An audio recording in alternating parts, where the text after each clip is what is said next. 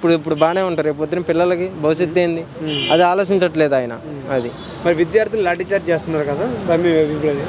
అదంటే చాలా తప్పు. అది లేడీస్ అని చూడకుండా కూడా జుట్లు పట్టుకొని కొట్టడం.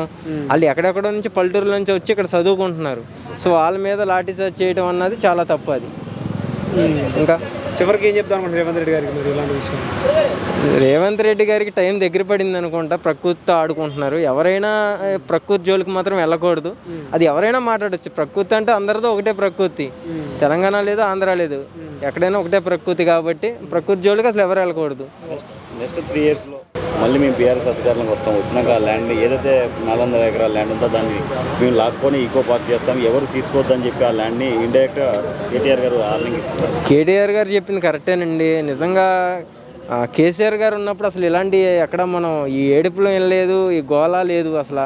ఆయన ఇంకా చెట్లు పెంచుకుంటూ వెళ్ళాడు కానీ చెట్లు నరికింది అయితే ఎక్కడ చూడలేదు నేను.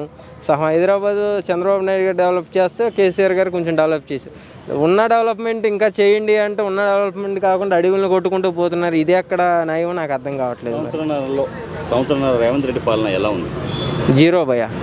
ఇప్పుడు మొన్న ఏదైతే హైడ్రా కానీ ఇది ఏదైతే ప్రజాపాలన అని చెప్పి అధికారంకి వచ్చి ప్రజలకు హైడ్రా అంటే అది నువ్వు ఉపయోగపడేదట్టే ఉంది మొత్తం ఆలోచిస్తే. అది ఓకే, కానీ అడవిని కొడతాం అంటే అది చాలా తప్పు. అది ప్రజాపాలన అనిపించింది. మరి ప్రజాపాలనే కదా, చెరువుల పక్కన ఉండడం వీళ్ళకి కూడా ప్రాబ్లమే కదా రేపు పొద్దున. సో అట్లా. Okay, thank you.